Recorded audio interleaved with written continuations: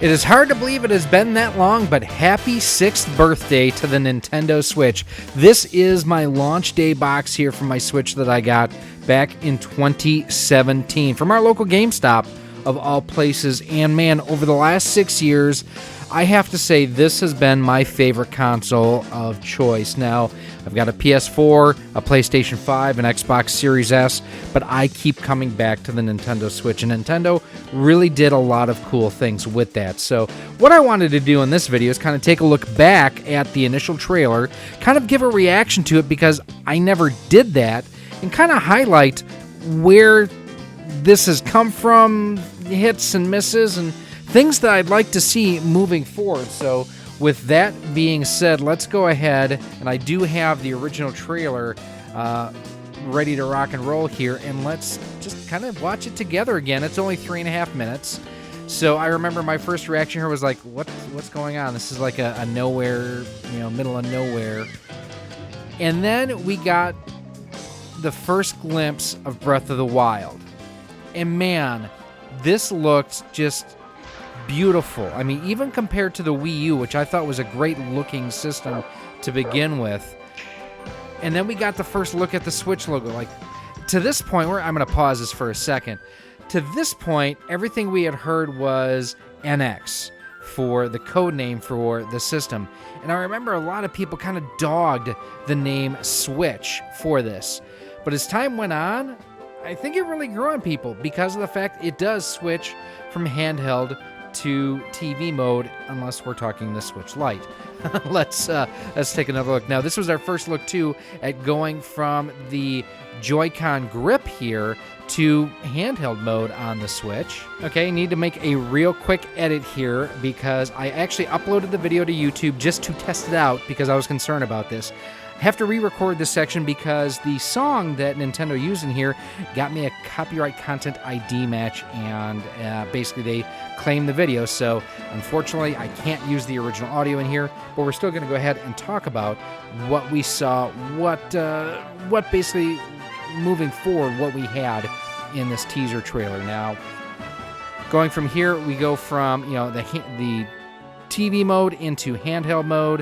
One of the things that a lot of us didn't realize at the time when you did that was the fact that the resolution actually stepped down from 1080p to 720p. So in handheld mode, not a huge deal, but I mean, look at Legend of Zelda Breath of the Wild. Not a huge fan of the game, but still looks beautiful. For me, when this came out, I was traveling a lot more than I am now.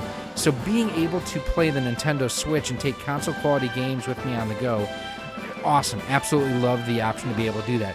Here's an interesting point here, too, is the fact that this kind of showed really 3 modes for the Nintendo Switch. So you have handheld mode, you have dock mode, but you also have tabletop mode here. And as you can see, he's going to slide out. Well, first of all, this is actually one of the shortcomings of the Switch. For the longest time was the fact that out of the box, it did not work with Bluetooth audio. You had to use wired headphones. Well, Nintendo did release a firmware update that allowed you to use Bluetooth audio devices with the Switch later on down the road, closer to the launch of, I can't remember if it was the Switch Lite or the OLED. I want to say it was the OLED.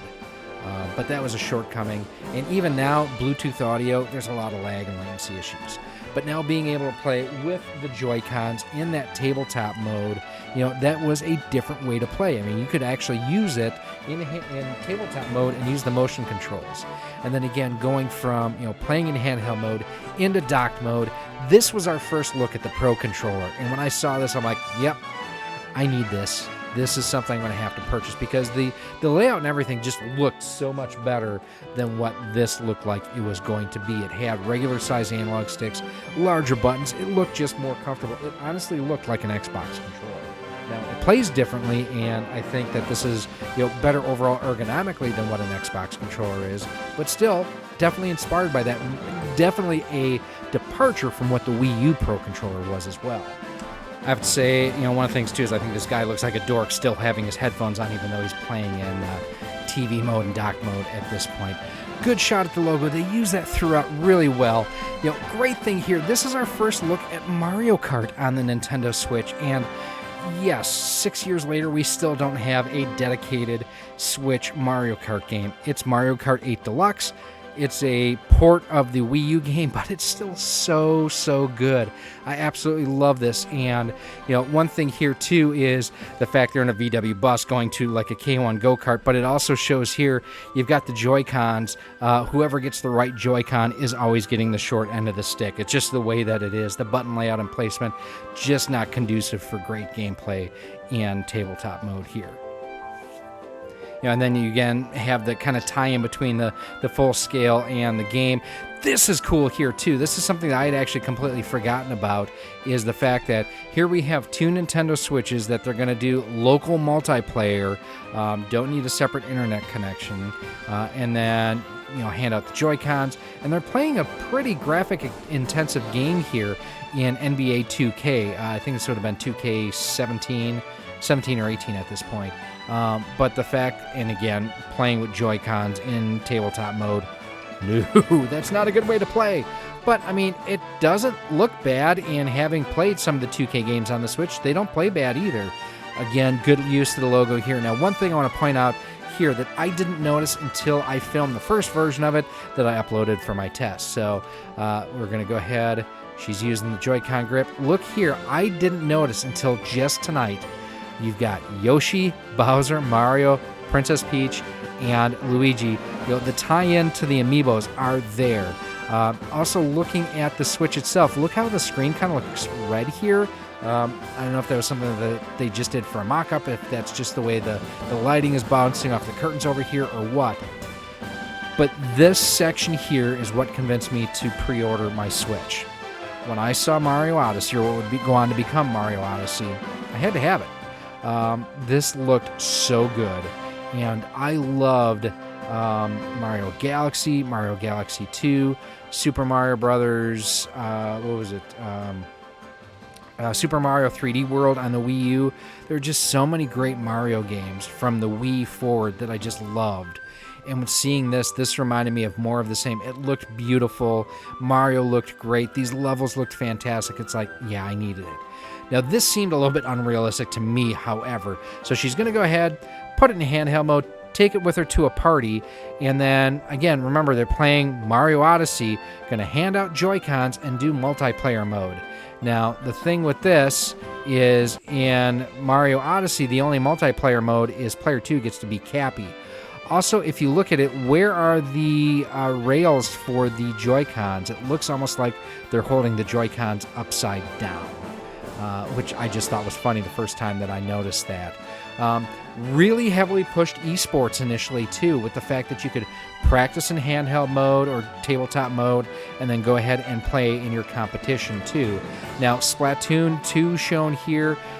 Splatoon 1, beautiful game that was introduced on the Nintendo Wii U. Not as big of a fan on it on the Wii U myself. I do have it. There's no couch co-op on it. Or at least there wasn't at launch. I haven't played it in the longest time. I don't know if they patched that or not. And I haven't played Splatoon 3.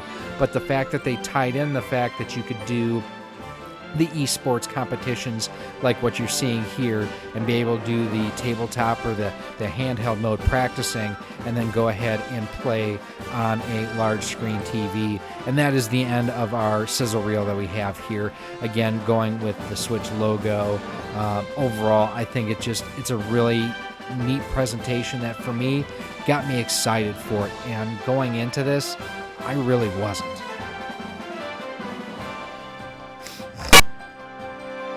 So that is the premiere trailer for the Nintendo Switch. And about 6 months after the Switch came out, I actually did a video asking if you should buy the Nintendo Switch 6 months later. And it was, honestly, it was one of the videos that helped this channel grow really quickly, really early on. In fact, I posted that. I'm bringing it up here. I posted that on September the 14th, 2017. Here, let's show you that here. And one of the things I kind of wanted to look at as well was some of the things, because I did hits and misses on here. And, why did I like it? Why it rocks is basically what I claim here is, it's a portable system you can play on your TV. Absolutely. Nintendo's first-party titles are always top-notch, and they always have been. Ports of Wii U games for better exposure controls to a new audience. I still wish that they would port Star Fox from the Wii U over to the Switch, because I hated the motion controls on the Wii U. Amiibo support and the fact, again, the Pro Controller is great.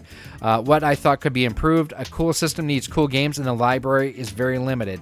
This is something I believe strongly at launch, that the launch titles were, I mean, you basically had Puyo Puyo Tetris, you had Snipper Clips, and you had Zelda Breath of the Wild. And you had a few games from the eShop that you could download, but by and large, that was it to start. And there was a long time where they didn't have any really great games for this system. I would say after launch, it was probably 3 or 4 months until I bought another game, because I bought Puyo Puyo Tetris because I love Tetris. I never played any of the Puyo Puyo games, so I just wanted something else to play. Other features on here too that we saw and took note of was the fact that there's no 4K option. There's still no 4K option. Accessories are way overpriced. I mean, the fact that the Pro Controller is $60 at the time, or was it 70? Was it 69 or 59? Regardless, that was really expensive compared to $30 that we were seeing for the Wii U Pro Controller. There's no virtual console. Even to this date, there is no virtual console. Sure, you do have the NES, the Super NES, the Genesis, and the N64 online. That's a paid service that you're paying for, and it comes close, but it's not quite as cool as what the virtual console was, in my opinion. To do any online chat, you have to do it via phone app. It seems like it was just slapdash add-on. Here early on, well, critically heralded, I was not a fan of Breath of the Wild, and that was the system seller for the Switch out of the gate. And the onboard storage was terribly small.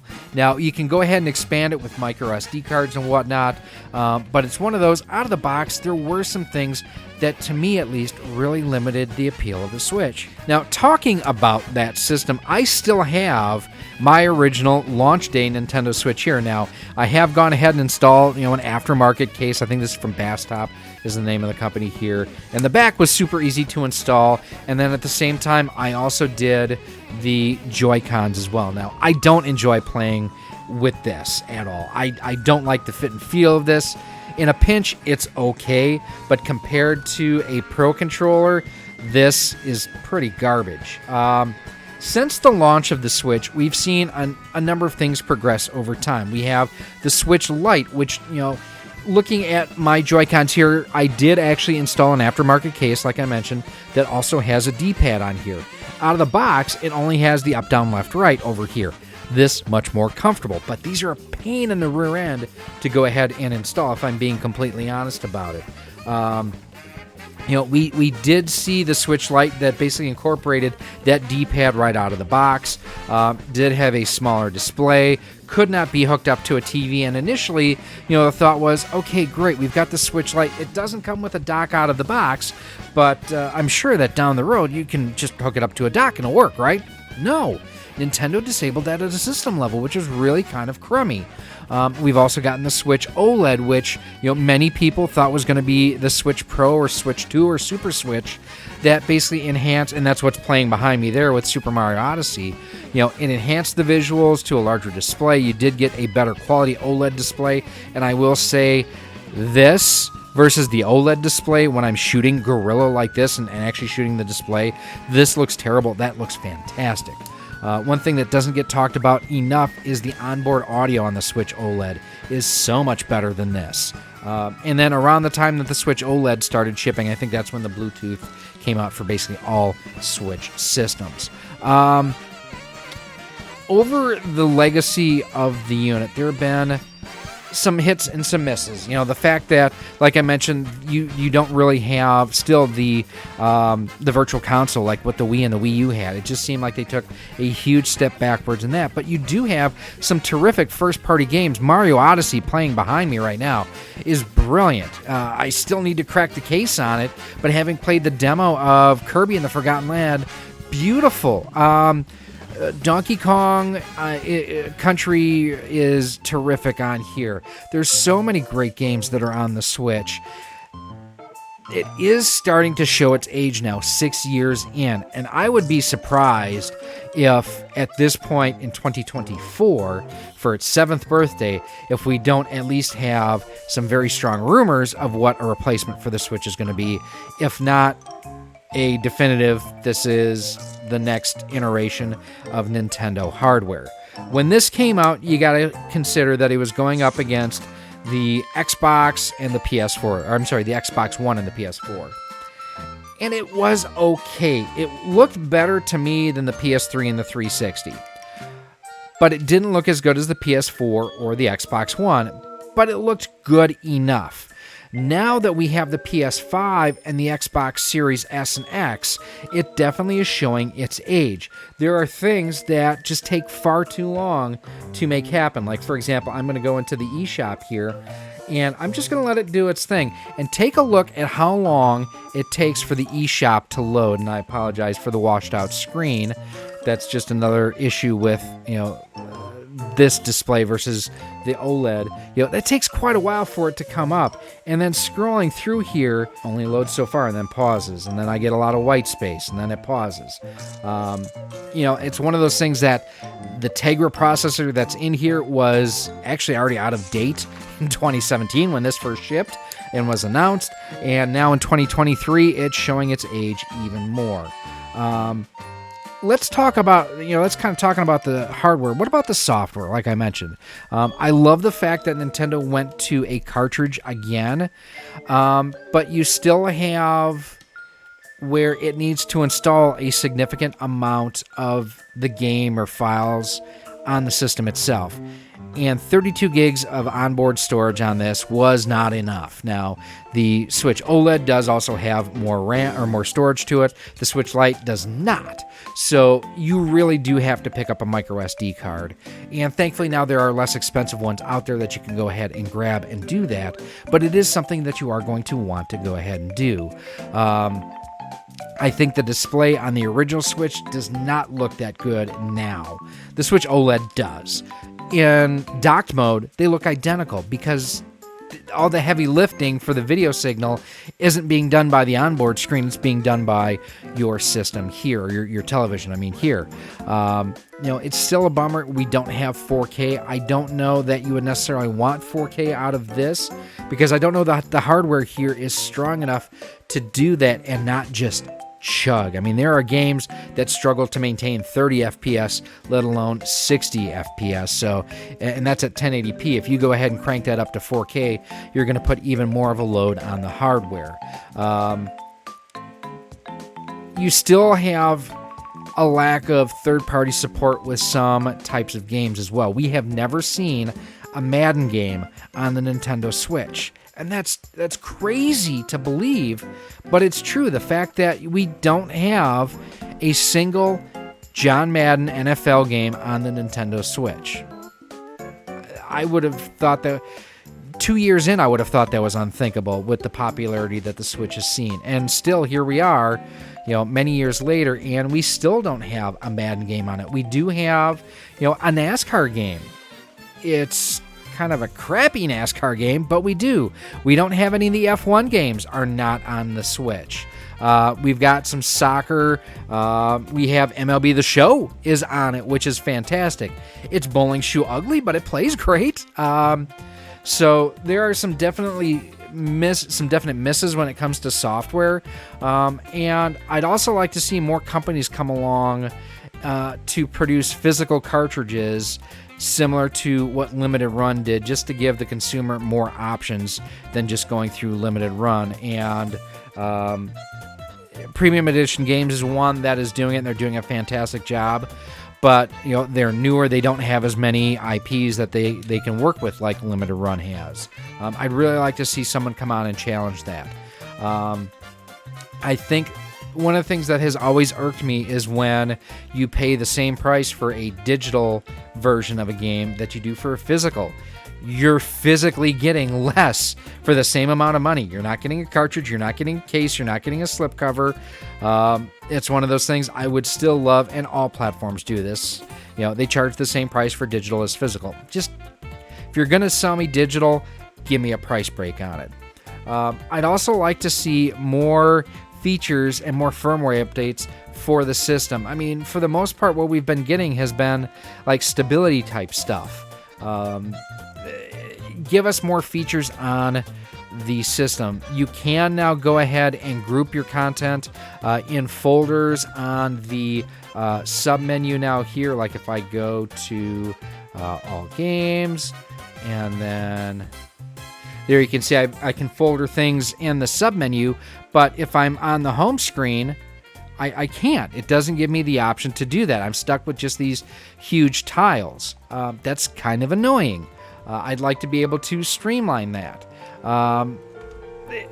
It's a good but not great system, but I think that the fact that it was the first truly reasonably powered hybrid system has definitely led to its success. I get asked by parents all the time, which version of the Switch should I go with? What's the better option?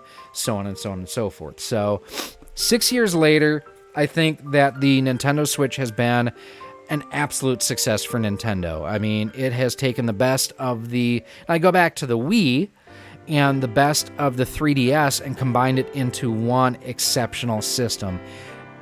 And I don't know that I've ever had any video game system at any time in my life where I have owned more content and purchased more games for the library during the actual life cycle of a console as I have with the Switch.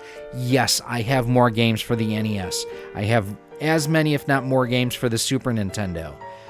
But the Switch is my third most, out of all of the systems I collect for, I have the third most games for the Switch. I have more Switch games. I do PS2, PS3, PS4, PS5, any other system that I have next to, again, the Super NES and the NES.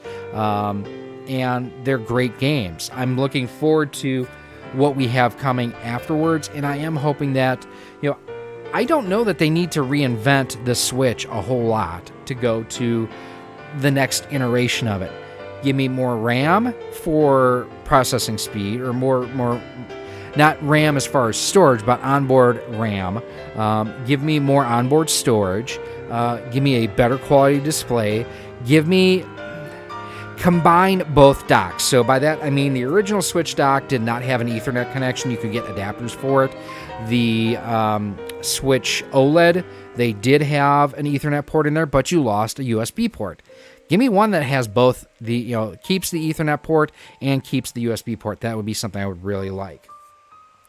The final thing I would like to see them address in a hardware revision is the Joy-Cons. Specifically, get rid of the buttons here, do a traditional D-pad just like the Switch Lite has, and address Joy-Con drift. I think the easiest way to do that, go with Hall sensors and go with a slightly larger overall design. Now, as it is, I think the original Switch is a bit big in handheld mode.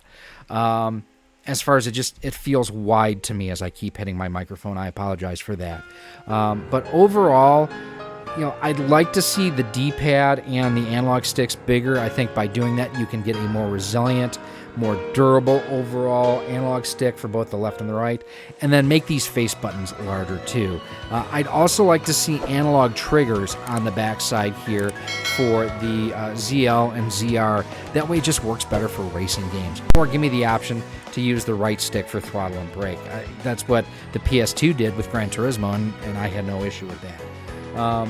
But I have absolutely loved my time with all three iterations with the Switch. The original Switch, the Switch Lite, and the Switch OLED as well. But I want to know from you, what are some of your favorite memories over the last 6 years of Nintendo's amazing Nintendo Switch? I mean, this has been just a fantastic system. I absolutely love it. It is my go-to gaming system still for the most part, although the PS5 is really, really gaining on it, as is the Xbox Series S. Do you want to see an all-digital version of a Switch similar to like a PSP Go?